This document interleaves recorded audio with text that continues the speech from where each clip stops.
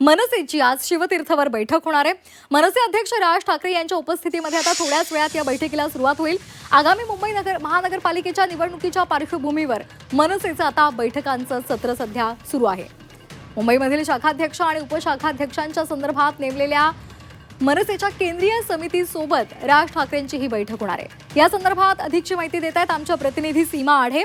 सीमा, आज महत्त्वाची बैठक होणार आहे केंद्रीय समितीसोबत, कोणकोणते महत्त्वाचे मुद्दे चर्चिले जाणार आहे आणि त्याचबरोबर या किती केंद्रीय समित्या आहेत, कोणकोणते महत्त्वाचे पदाधिकारी यावेळी उपस्थित असतील?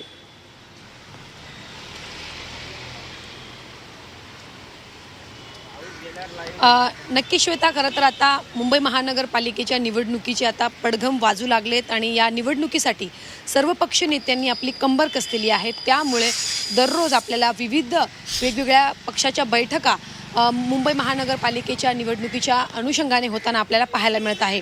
मनसे अध्यक्ष राज ठाकरे सुद्धा आता ॲक्शन मोडमध्ये आलेले आहेत। आतापर्यंत त्यांच्या अनेक बैठका पालिकेच्या निवडणुकीसंदर्भात पार पडलेल्या आहेत। मुंबईतले जे महत्त्वाचे पदाधिकारी आहेत त्यांच्याकडनं सध्या राज ठाकरे हे आढावा घेत आहेत।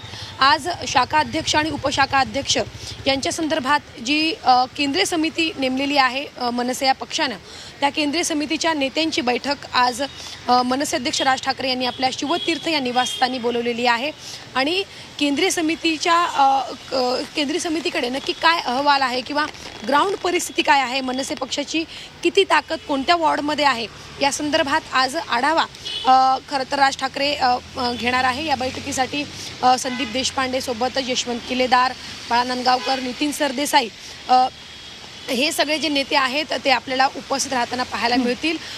शाखाध्यक्ष आणि उपशाखा अध्यक्ष यांनी आतापर्यंत वॉर्ड संदर्भात घेतलेला जो आढावा आहे त्या संदर्भात त्यांनी केंद्रीय समितीच्या नेत्यांकडे, केंद्रीय समितीकडे संपूर्णपणे माहिती जी आहे ती आतापर्यंत सोपवलेली आहे आणि तीच माहिती आज केंद्रीय समितीच्या वतीनं राज ठाकरे यांना देण्यात येईल। श्वेता, दुसरा एक महत्त्वाचा मुद्दा म्हणजे ग्राउंड पातळीवरती जो सध्या चर्चेला जातो तो म्हणजे एकत्रीकरणासंदर्भात राज ठाकरे आणि उद्धव ठाकरे यांच्या संदर्भात मागच्या वेळी जेव्हा मुंबईतल्या पदाधिकाऱ्यांची बैठक पार पडलेली होती तेव्हा हा मुद्दा जो आहे तो खरं तर बैठकीमध्ये उपस्थित झालेला होता।